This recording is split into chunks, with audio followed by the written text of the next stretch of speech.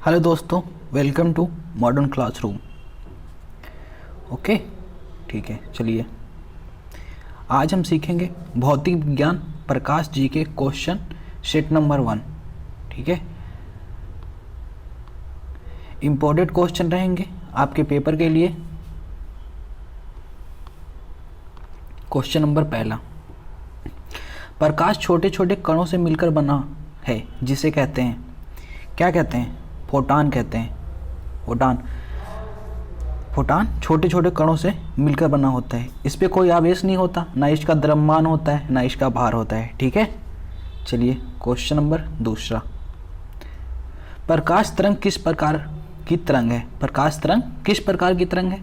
इसका option number A सही है, अनुप्रस्थ तरंग है। प्रकाश तरंग अनुप्रस्थ तरंग है। ठीक है, इसको हम एक प्रकार ट्रिक से याद रख सकते हैं। जैसे इसमें प्र आया है अनुप्रस्थ में, और प्र से प्रकाश होता है, प्र से, और इसमें प्र आ रहा है। इस प्रकार हम याद रख सकते हैं कि प्रकाश में कौन सी तरंग होती है? अनुप्रस्थ तरंग होती है। और यहाँ पर ध्वनि कौन सी तरंग होती है? अनुदैर्घ्य होती है। तो इसका भी ट्रिक देख लीजिए, आधा धा इसमें आया है और ध्वनि में भी आधा धा होता है। इस प्रकार हम याद रख सकते हैं कि ध्वनि अनुदैर्घ्य तरंग है और प्रकाश अनुप्रस्थ तरंग है। और इसका ऑप्शन नंबर ए सही है। क्वेश्चन नंबर दूसरा का ऑप्शन नंबर ए सही है, अनुप्रस्थ तरंग। क्वेश्चन नंबर तीसरा, प्रकाश का तरंग सिद्धांत किसके द्वारा प्रतिस्थापित किया गया? प्रकाश तरंग सिद्धांत किसके द्वारा प्रतिस्थापित किया गया? इसका ऑप्शन नंबर बी सही है, हाइजेंस के द्वारा। हाइजेंस के द्वारा प्रकाश तरंग सिद्धांत प्रतिस्थापित किया गया। ठीक है, क्वेश्चन नंबर चौथा, निम्नलिखित में से कौन सी परिघटना यह निर्णय लेने में सहायक होती है कि प्रकाश एक अनुप्रस्थ तरंग है? कौन सी घटना है ये? ध्रुवीकरण है। ध्रुवीकरण जो घटना है वो प्रकाश और ध्वनि तरंगों में भेद उत्पन्न कर दी है। ठीक है, चलिए, प्रकाश के विद्युतीय चुंबकीय स्वरूप की खोज किसने की? प्रकाश के विद्युत चुंबकीय स्वरूप की खोज किसने की? इसका ऑप्शन नंबर सी सही है, मैक्सवेल ने की थी। ठीक है, मैक्सवेल ने प्रकाश के विद्युत चुंबकीय स्वरूप की खोज की थी। ठीक है, चलिए, किसने सर्वप्रथम यह दिखलाया कि प्रकाश तरंगों का विवर्तन होता है? किसने सर्वप्रथम यह दिखलाया कि प्रकाश तरंगों का विवर्तन होता है? ग्रेमाल्डी ने। ऑप्शन नंबर ए सही है, ग्रेमाल्डी ने ये बताया था। ठीक है, क्वेश्चन नंबर 7वां, प्रकाश विद्युतीय प्रभाव का प्रतिपादन किसने किया? प्रकाश विद्युतीय प्रभाव का प्रतिपादन किसने किया? इसका ऑप्शन नंबर सी सही है, आइंस्टीन ने। आइंस्टीन ने प्रकाश विद्युतीय प्रभाव का प्रतिपादन किया। ठीक है, चलिए, क्वेश्चन नंबर 8वां, निम्नलिखित में से कौन सी घटना प्रकाश और ध्वनि दोनों में घटित नहीं होती? दोनों में कौन सी घटना नहीं घटित होती? ध्रुवण। अभी तो हमने बात की थी, ध्रुवण दोनों में घटित नहीं होती। यही एक घटना है जो ध्वनि और प्रकाश तरंगों में भेद उत्पन्न करती है। ठीक है, याद रखिए, बहुत इंपॉर्टेंट क्वेश्चन है। किसी अवरोध की कोर से प्रकाश का मुड़ना क्या कहलाता है? किसी अवरोध की कोर से प्रकाश का मुड़ना क्या करता है? इसका ऑप्शन नंबर बी सही है, विवर्तन कहलाता है। किसी अवरोध से प्रकाश का मुड़ना विवर्तन कहलाता है। ये ध्वनि में भी उत्पन्न होता है। ये सभी प्रकार के तरंगों में उत्पन्न होता है विवर्तन। ठीक है, चलिए, क्वेश्चन नंबर 10वां, निम्नलिखित में से कौन सा सिद्धांत प्रकाश के तरंग प्रकृति की पुष्टि करता है? कौन सा करता है? प्रकाश का व्यतिकरण का सिद्धांत। प्रकाश के व्यतिकरण का सिद्धांत यह पुष्टि करता है कि प्रकाश के तरंग प्रकृति की पुष्टि करता है। ठीक है, क्वेश्चन नंबर 11वां, प्रकाश विकिरण की प्रकृति होती है। प्रकाश विकिरण की प्रकृति होती है। प्रकाश में तरंग एवं कण दोनों प्रकृति के होते हैं। प्रकाश तरंग और कण दोनों प्रकृति के होते हैं। ठीक है, क्वेश्चन नंबर 12वां,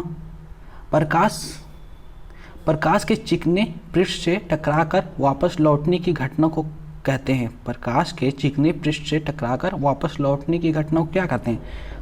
प्रकाश का परावर्तन। ठीक है, प्रकाश का परावर्तन ये होता है, इसमें पॉलिश लगा होता है पीछे, और इसमें आते ही किरण और इसको जाती, इसको प्रकाश का परावर्तन करते हैं। और जितना कोण पे ये आएगी उतने कोण पर जाएगी, ठीक है। प्रकाश, क्वेश्चन नंबर 13वां, प्रकाश में ध्रुवण की घटना से यह सिद्ध होता है कि प्रकाश तरंग है। प्रकाश तरंग क्या है? अनुप्रस्थ तरंग होती है। प्रकाश तरंग अनुप्रस्थ तरंग होती है। प्र और प्र से प्रकाश, ठीक है। एक क्वेश्चन आ गया, सूर्य लगभग 4 × 4 × 10⁻26 जूल प्रति सेकंड की दर से ऊर्जा दे रहा है। सूर्य से इतनी ऊर्जा निकलने से उसका द्रव्यमान किस दर से कम हो रहा है? इसमें हम फार्मूला क्या लगाएंगे? दर दिया है E बराबर mc², आप लोगों ने सुना होगा E बराबर mc² होता है। तो dE/dt दर से कम हो रहा है ना, तो dm/dt इंटू c², क्योंकि ये नियतांक है, ये तो चेंज होगा नहीं।